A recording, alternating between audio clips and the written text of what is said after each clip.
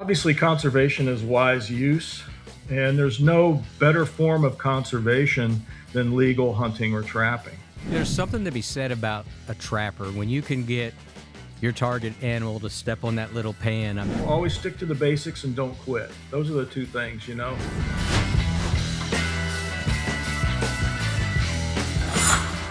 Hello and welcome to Call of the Outdoors, the podcast of the Pennsylvania Game Commission. 2026 is here. It's kind of crazy. Lots going on here at the agency. We got a board meeting coming up at the end of the month, and where the board is going to look at suggestions for seasons and bags and the year ahead in 26, 27. And be sure to tune in. That's live stream on our YouTube channel for sure. You can check that out.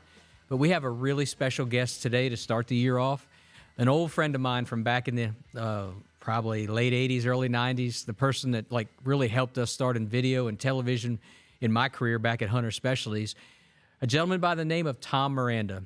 Tom was instrumental in starting outdoor television on ESPN, and his roots go back into trapping is how it got started. And we're just going to have a conversation with Tom and start the new year off right. So thank you for joining us here on Call of the Outdoors. Well, Tom, thanks so much for joining us here in Call of the Outdoors. You know, you and I go way back. I was trying to think this morning.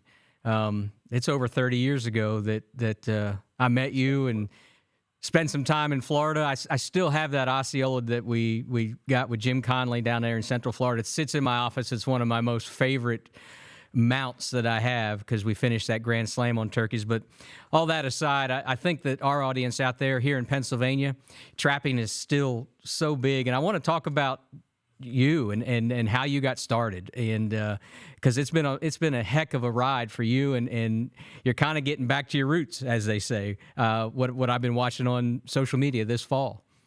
Absolutely. I grew up trapping. I started trapping when I was 11 years old, and that was in 1969. So, if you do the math, I'm getting up there. But the reality of it is that's how I learned about the woods. Trapping was what I did. It was the first muskrats and then raccoons, and I even caught a weasel or two. And then there's the mink that shows up, and pretty soon you're into the foxes, and then coyotes move into Ohio, and it just grew and grew and grew. And I trapped all through school, and I loved it. I loved everything about it, and it's what got me into the outdoors, really. There's something to be said about a trapper when you can get your target animal to step on that little pan. I mean, it's when you look at hunting in general, that's what it's all about, is putting yourself in those places to make it happen. And that's why I've always respected you, and ever since I met you when I was in my 20s.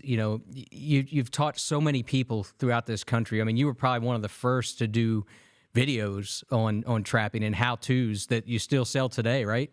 Absolutely. Yeah. I was pretty much a pioneer in the how-to video side of it, especially on the trapping end. Yeah, it was interesting. I was kind of hated by a lot of trappers back then because a lot of guys would give lessons, and this video realm was kind of new. And it's like, why is this guy giving away his secrets for a $40 video?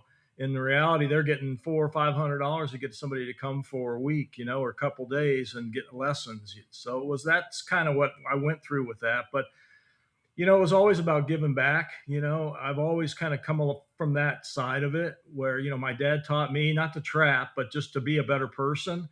When I learned how to trap, I tried to give back to others. And that's what I did with my books and videos. And you just kind of grow with it. I remember early on, I told my dad I wanted to be a trapper, and he looked at me like he was gut shot, man. Like, you ain't going to make a living trapping. But it's not about just catching the furs. It's making the lures, writing the books, doing the videos, giving the lessons, doing the seminars.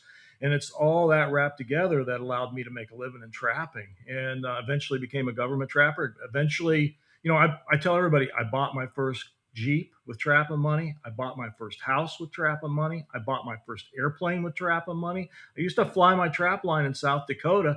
Why? Because I needed to fly? No, it was a novelty, and it helped me sell a lot of videos because people would watch me fly my trap line, and it was on the video. So, it's some of it's marketing. A lot of it is just enjoying the outdoors and being a trapper. Well, it was Tom Miranda's Outdoor Adventure magazine. There wasn't too many things you weren't scared to do. I actually dug my old shirt out. My dad, who's still with us, he saves everything that I've ever did in my life, and I still have the ESPN Tom Miranda shirt that I'll pass on to my daughter when I'm going, because it was a pretty special time in my life. But, talk about, flying your trap line and doing all that stuff in government trap. I'd like to talk a little bit about that, because I know, just from our discussions, like when you got out of high school, didn't you move to the UP of Michigan just to trap?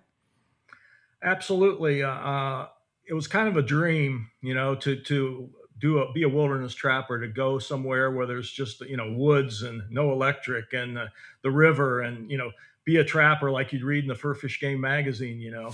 And after high school, that's what I did. Actually, I had a buddy, he was a trapping partner, and we had that dream together. And what it ended up was he decided to stay and work, and I decided to quit my job and go north. And I spent 3 years in the Upper Peninsula of Michigan trapping and honing my skills. The fur prices went down, so I really couldn't make a living just on the furs. And I started writing and doing some of the other things, making lures, and eventually figured out that maybe I needed to get a government trapper job. And I found a place in South Dakota that was hiring. I got hired. And actually, a guy named Pete Askins, who was the research and development professional for Woodstream Corporation, which is right there in Pennsylvania back in the day. He lives around Harrisburg. He helped me get that job. And when I became a government trapper, then I was able to hone my skills even more on especially coyotes and beaver. And so, yeah, it was just a building process all the way through. I eventually quit that job, made my trapping videos. Fur Fish and Game saw what I was doing, so I started making videos for the Fur Fish Game magazine. Trapper Predator Caller magazine saw what I was doing. They wanted some videos. And, eventually I made 5 videos for myself, 8 videos for Fur Fish Game magazine, and 2 videos for Trapper Predator Caller, all about trapping. That's amazing. And it really, when you look at it, it wasn't that long ago that this has happened. I remember sitting with you in your studio in South Dakota when we put our first turkey video together, and, clip by clip by, linear at that time. And to today's digital world, it's unbelievable. But you talked about your buddy that you were going to move to. Just personally, was that Paul Vaz? Was he going to move? Paul Vaz, absolutely. Yeah, I remember Paul very well. But when you went to South Dakota, let's talk about your responsibilities, as a government trapper in South Dakota. What was exactly your job up there? Well, I basically caught coyotes that were killing sheep, or trapped beaver that were doing damage, or skunk under the house. I had a 10-county area in central South Dakota. I lived in Chamberlain, which was I-90 in the Missouri River.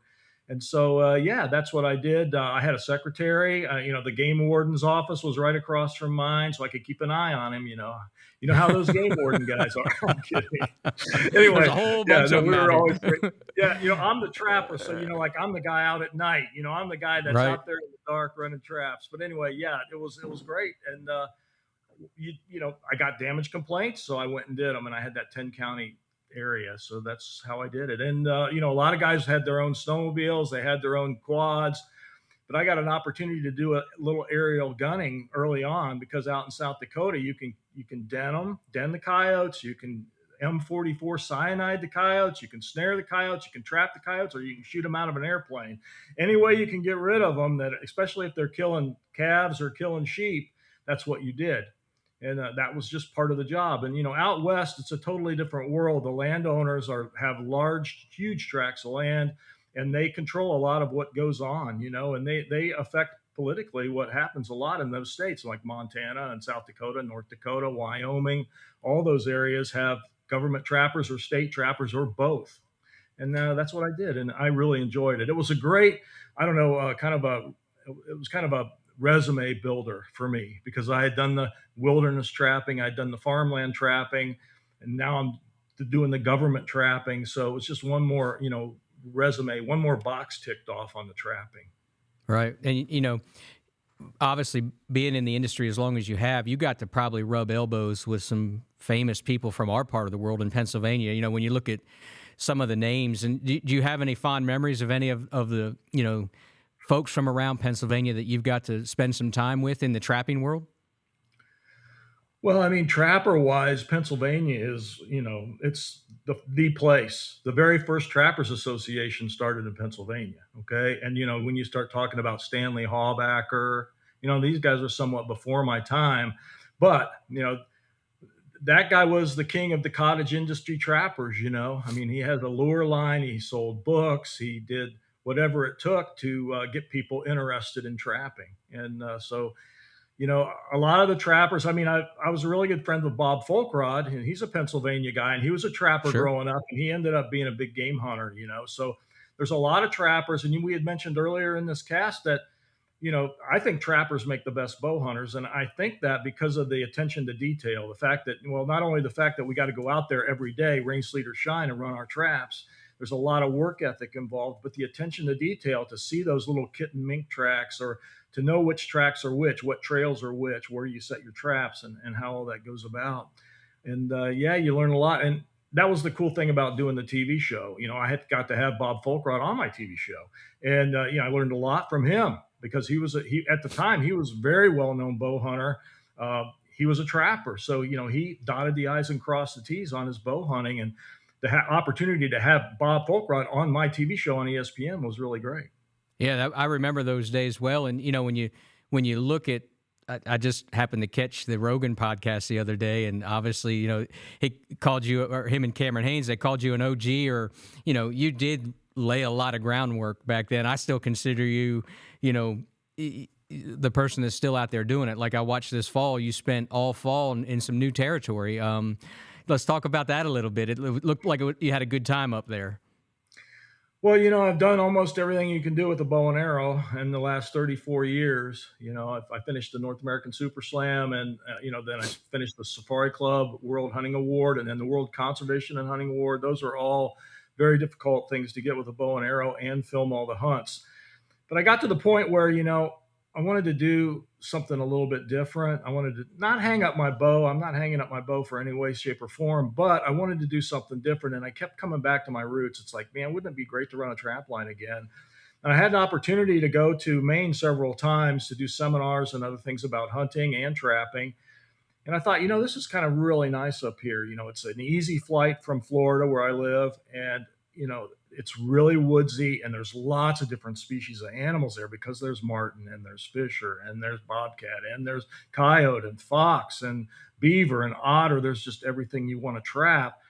And so I decided that I wanted to get a cabin up there, and I really spent a whole year looking for just the right cabin that I could get in a good trapping area on a lake. I wanted power. I had a long tick list of things that I really wanted. I wanted a historical cabin, and ended up buying a 1909 cabin on a lake that had power. And really, it's in the middle of nowhere, but it has power, and just really cool, really cool. And I enjoyed it. The trapping's awesome. And I love catching up with you. Caught up with your viewers every day and showed them what was going on. And like you said, you kind of led to the how-tos of it. And we're here in January and still in the heart of a lot of trapping seasons here in Pennsylvania. And we still have a lot of red fox in a lot of folks that are after them, and obviously coyotes. Do you have any solid one tip that could help people, especially people just starting out on a canine line like fox or coyotes? And I know you probably have 100 of them, but what would be one thing that you would not leave home without knowing? Well, always stick to the basics and don't quit. Those are the two things. And I mean, when I used to teach a lot of trapping, I always talked about, doing it this way. And if you change something you're doing right, you're not going to help yourself. So a lot of times when someone's having trouble, they start changing things they're doing right, and then it just gets worse from there. So when you're not catching them, it doesn't necessarily mean that you're doing something wrong with your set, or you got the bad lure, or you got this or that. It might be just the bad spot. It might not be the best location, because like we said earlier, it's all about location. It's location, location, location for deer hunting in a tree stand. If you're sneaking up on a moose, whatever you're doing, if they're not around, you're not going to find them. You're not going to catch them. That's right. That's anything. If there's no 10-pound bass in the lake, you're not going to catch a 10-pound bass. That's, so many times, whether, like you said, deer, turkeys, whatever. And when you flipping back to Pennsylvania, something just hit me. Like, you're no stranger to Pennsylvania. You and I got to share the turkey woods. If you remember that hunt up in Northeast PA years ago, we got to chase a turkey together. And also, this coming June, you're coming to Pennsylvania for the Trapping Rendezvous, the 18th through the 20th of June in Meadville, Pennsylvania at the Crawford County Fairgrounds. For folks that are tuning in here or just want to come talk to you, you're going to spend some time out in our way this June, which we're excited to have you back. Absolutely. Well, the first time I went to Maine to trap, I went with a Pennsylvania guy named Steve Lynn, and spent some time with him. and learned a lot about Pennsylvania. And also Charlie Sykes is another Pennsylvania guy who was trapping up there. And anyways, I ended up joining the Pennsylvania Trappers Association as a life member, and then started a little dialogue, and one thing led to another. And I'm going to be coming and speaking and meeting and greeting everybody and that's coming up in June, about June 18th, I think it is. Yep. It'll be fun. Yeah, come and see me for sure. We're definitely going to do that. And, we work with the Trappers Association here at the agency. We meet with them every year. And, it's so important that we try to pass this on, too, no matter if it's hunting or trapping. Because like you, so many kids like myself, like we got started. We couldn't hunt till we were 12. So you went out there and you trapped, and I remember my first muskrat, my first raccoon. And back then fur prices were good. And like you said, I mean, you bought everything to an airplane with fur prices in the, late 80s and early 90s. But, today there's so many more things. And I wanted to ask you this question because I ask this to a lot of folks, and you've been all over the world, obviously. When you think of the word conservation, it's such a big word, and we all use it every day. If you would, Tom, in your words, tell us what conservation means to you. Well, obviously, conservation is wise use, and there's no better form of conservation than legal hunting or trapping. And so conservation is a person who goes out and enjoys the fruits of the natural resources. He learns about the tracks and trails, and has the opportunity to eat venison, or to skin pelts. And so to me, it's one with nature. To be a conservationist is to be one with nature. And for people who aren't conservationists, they don't understand wildlife or wildlife itself. There's almost, I wouldn't say a Disney attitude, but a lot of times people feel like, the animals are more like pets than they are wild creatures. And as the population expands, we need more and more conservationists to try to keep the animals in check. Otherwise, they get disease and die off. And those big swings in population aren't good for anything. And right. Go back to where I grew up in Columbus, Ohio, where I trapped as a kid. There ain't no trapping there anymore. And all the animals that used to live there are gone. They're somewhere else. Well, that's a fact. And, Tom, I've been over here at the Game Commission here in Pennsylvania since 2019. And I'm ashamed, coming from the industry, the hunting industry, I'm ashamed what I didn't know, what a state agency does when I first got here. And it is so important that we need to work together as hunters and trappers and conservationists to maintain those balances. And that's why trapping is to me is crucial, because predators need that balance as well. And when you look at today's fur prices, they aren't what they were a long time ago, but we need trappers out there to make sure that the future's bright. When you and I are going, that our kids and grandkids can enjoy wildlife like we do. And I appreciate you weighing in on that. Some folks that, you hit them with that conservation question and they kind of stonewall, because we've always said it our whole lives. But when you get deep about it, conservation is so important. And, when you look at, like you said, Columbus, Ohio, and the urban sprawl, there's places that we all grew up, used to see deer, turkeys, raccoons, foxes, whatever. They're not there anymore, but they're moving to those other areas and making new homes. And that's why, fishers, I saw that, that was your prize up there in Maine when you finally got your fisher. Fishers in the past probably 10, 15 years here in Pennsylvania, that population, we've reintroduced them, have been successful, and they're moving all over the state. And we can trap one fisher per year on a permit system, and there's a lot of people that have been out there this year going after them. And it's really a prize here in Pennsylvania, and they're an incredible creature. It is all about the act of doing it, not so much the money, and that's what I tried to get everybody on board in the social media I was doing in Maine, was that it's an adventure. This is an adventure. It's a goal. I started out with a goal that I was going to catch my first marten on my own and my first fisher on my own. And I went to Maine and I worked hard and I put the traps where I thought they should go. And I ended up being able to do it, but it wasn't about the money.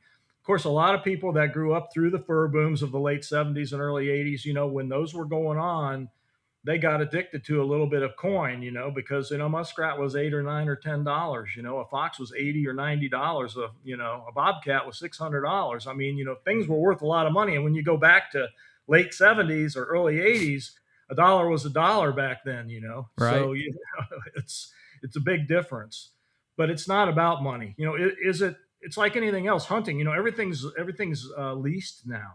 All the hunting land's leased now, and a lot of people that are leasing the land are tying it up for trapping and hunting, but they're not trapping. So then you've got a lot of nest predators out there. You've got skunks and raccoons that are taking down grouse and pheasants and other, birds and things like that trappers can take care of. But we were locked out of those lands because of leases. And so there's a lot of problems with how some of it's happened. Whereas over the days when I was growing up, you could just go knock on the farmer's door and he'd say, yeah, go ahead, help me out. Right.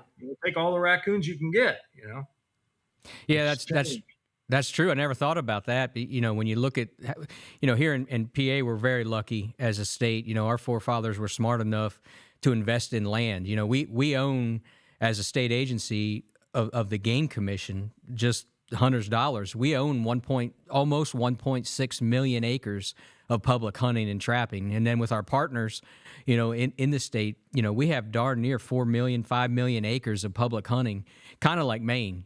Like Maine has so much opportunity.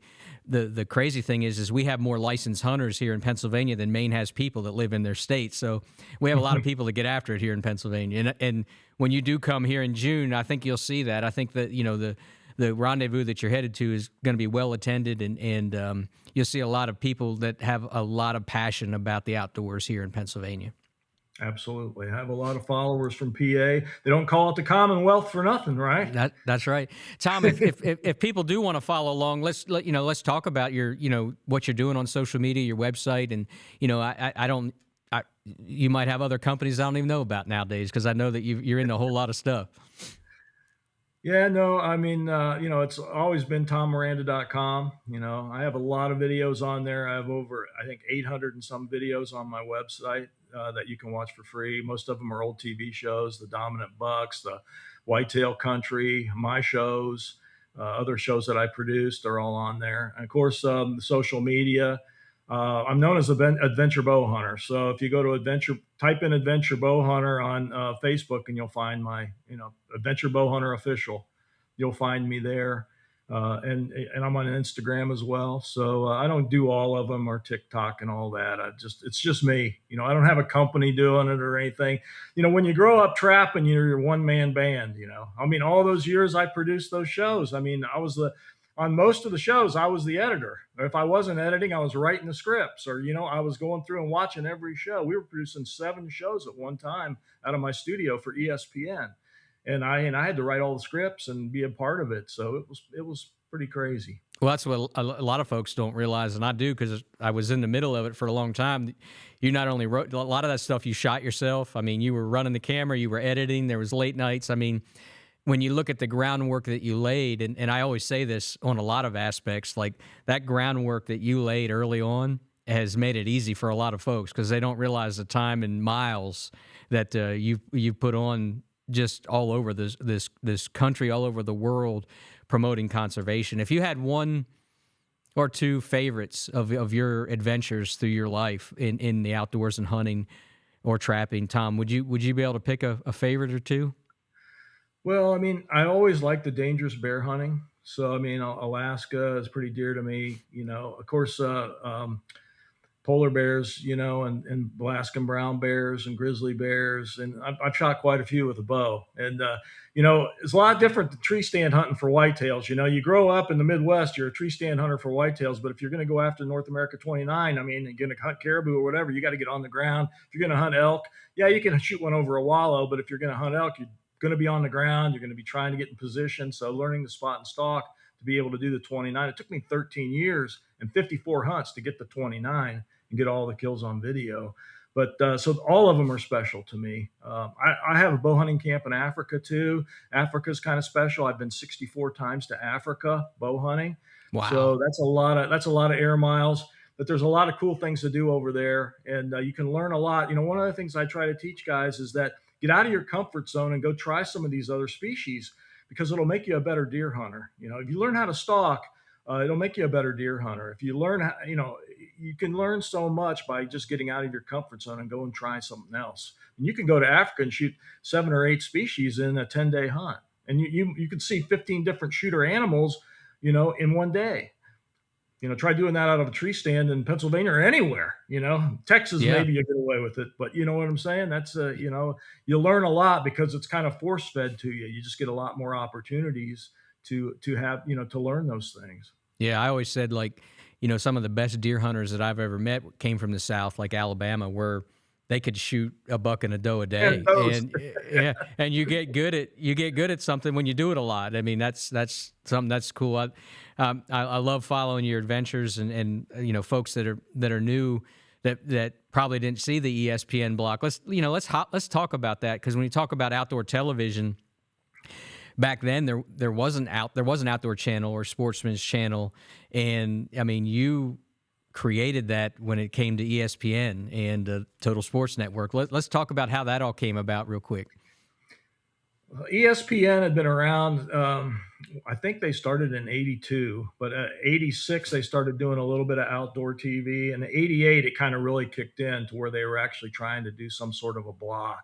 The first show that was on there was The Fishing Hole with Jerry McInnes, and they started to build. But the thing is every Saturday morning there was 8 different TV shows that were on, and they were outdoor shows, and that was the outdoor block, and that was it. Very difficult to get in, and most of them were fishing shows because ESPN was pretty much, they did the Bassmasters and some other, outdoor shows like that. So there wasn't a lot of hunting. So breaking into the hunting was kind of the tricky part of it. And I put in many different. At that time, Sandy Brady, you remember him? He was Sure. working with me back then. I Sandy's had to act- set up. Sandy's actually, like, kind of resurfaced in the turkey world. I see Sandy all the time, and he's really involved with the National Wild Turkey Federation, and those memories are pretty special back there. The early days with Sandy. Yeah, absolutely. Well, anyways, it's like when you've got when nobody has a hunting show on there, or there's real limited hunting. And originally we couldn't show impact shots. Right. Of course, my first show was called the Outdoor Adventure Magazine, so it was hunting, fishing, and adventure. And so the adventure, we tried to appeal to the ladies to try to help our ratings grow, because in ESPN it's all about ratings. ESPN's changed so much from now to when it was back then. I can tell you that. But yeah, it was just when you got on there, it was easier to get on than stay on, because there's so many people wanted your spot, and it was just a lot of hard work and a lot of good writing, and just doing what you needed to do and keeping everybody happy. And yeah, I had 20 years on there, so that's a pretty good run. Pretty happy. And the first 10 were carrying a camera that weighed more than most people did. I mean, those beta cams, and even you probably started with decks before that. And just technology in the last 30 years is crazy when it comes to what you did as a videographer and an editor. I mean, I remember when, everything kind of went digital, and I remember even talking to you at SHOT Show or something. You're like, "Oh, this is unbelievable," where you can edit on a computer, and it makes for instant entertainment for a lot of folks. Heck, you're filming stuff on your cell phone and getting it on social media that day, or live it's crazy where we've came in the last 30 years. Absolutely. It is totally different, and a lot less expensive, and there's a lot more outlets. Yeah. Like I say, there was only one ESPN, there was only one outdoor block, there was only 8 shows that were going to be on there. So it was really narrow. Now there's 3 or 4 24-hour outdoor channels, so you can, there's a lot of shows out there. Almost anybody could throw a hunt together and put it on TV. Back then it wasn't like that. So you had to really be the cream, and you had to rise to the top. Like I say, getting there was hard, but staying there was really hard. Right. Because every time you put out a show, somebody else looked at it and they tried to make one better. So that's how everything grew. They always had to try to make your show better. One of the things I did too is I never watched the other shows, because I didn't want to see what they were doing. I wanted to be innovative, and it really helped me down the line. Oh, you've always been your own. Shows were different. Yeah, you were your own person, and still are today. I just happened to notice your hat. That's your old Red Fox logo. Were Fox pretty special to you? Yeah, is that why your logo? In Ohio, especially, and during the fur boom years, they were worth a lot of money, and they were easy to catch. We didn't have many coyotes. So yeah, the Red Fox logo. I started my lure company in 1981. And by 1986 at the National Trappers Convention, if you bought one of my VHS videos on trapping, you got a free cap. Nice. I went to the National, And I'd say 1 out of every 5 person that walked through the gate had one of my caps on. It was pretty intimidating for a lot of the other people there, but I sold a lot of trapping videos back in the day. I It's remember insane. we made the first instructional turkey video when I worked at HS, actually, where you and I met. I have another question when it comes to HS that has to do with the Super Slam, but I remember the very first video we made, like we didn't have a VCR at my house, and I remember going to buy a VCR and they were like $450. I mean, it was unbelievable, and I wore that tape out watching. It was just, I was 16 or 17 years old. But going back to your Super Slam, at the time we worked together at Hunter Specialties, Chuck Adams worked with us as well. Was Chuck influential with you with your Super Slam? Is that one of the reasons you did it, or? I'd say it has to be pretty much a motivator to almost anybody that grew up reading any of his books or whatnot. He wasn't real visual. I mean, my TV show, because he was sponsored by HS Hunter Specialties, was the only reason he had ever been on TV. He had never been on TV before, so that was Right. his first experience to get out. And of course, we were on ESPN, and we most of what we talked about though with Chuck Adams was about deer hunting because of his sponsorship with Hunter Specialties. It was Right. more about the quest for the big buck, if you remember those way back in the I day. do. That's what he did. But yeah, on the sets, when we were doing all the filming, I asked him a lot of questions about it. I never thought I'd ever go after it. I never thought that it would be possible. But it's funny how your black bear turns into a pronghorn hunt, turns into a mountain goat hunt, turns into a grizzly bear hunt, and pretty soon you start looking and you go like, I got whitetail, I got mule deer, I got you got 10, 11, 15 animals, and you're like halfway there. It's 29. Actually, it was 27 when I started. And when Chuck first got it, Chuck got it in 1990. So that was there was 27 species then. That was the Pope and Young Club recognized, and that's what he shot. Now he's added the other two, which was Central Canadian Bare Ground Caribou and Tule elk, are the two other ones that made it 29. But anyway, yeah, it was he was influential to me as far as just listening to him do it. But when it was all said and done, you got to get out there and do it on your own. And of course, my goal was the only reason I went for the goal to film them all was I had been doing TV shows and I already had half of them filmed. Right. So I thought, but it was going after that first sheep, my first, the bighorn sheep in the Canmore bow zone. That was my first big sheep hunt. That's the hardest hunt I've ever done, was that hunt. And I I was shot going out to on ask the you. last day. I was going to ask you what was the toughest. So that was the toughest for sure. Yeah, it was 40 below zero most of the hunt. We camped up on the mountain. We was in a wall tent. And we used horseback to get to the top every day. And I'm not a horse guy. And so it was just a little bit of everything. And if you walked much, you got really sweaty because you had a lot of heavy clothes on. And then you get real cold if you stopped because it was just so cold out. So you had extra clothes in your backpack. You're constantly changing clothes, changing out. I'd change out my long johns every day. Once I got up to there and, we got situated, I'd take off all my clothes and put my new dry long johns on. And then, of course, you had to dry everything out in the tent. So in the hunt, I missed 7 sheep. They're all long shots. I had fallen down so many times, I broke all the sight pins out of my sight housing in my bow. So I was using toothpicks. So I had toothpicks for sight pins. So I finally shot out. That's the old trapper in you right there. Now you're improvised to make that happen. That's I right. wanted to quit in my PH my professional hunter, or the guide I was with. His name is Chad Savage Lenz. They call him a Savage for a reason. And I mean, he was brutal.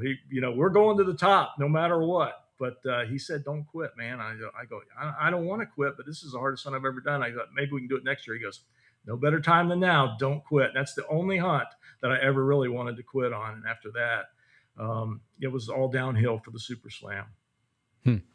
Well, Tom, I don't want to take up too much more of your time, but I do want, if you have anything to that you want to holler at folks out here in Pennsylvania, like I said, our passion runs deep. You have a lot of fans already, and hopefully we have some new fans that might be tuning in, some younger folks that maybe have heard of you or can catch you on Instagram or however they get their information nowadays. But you got any messages for any folks here in PA? Keep enjoying the great outdoors, man. Don't quit.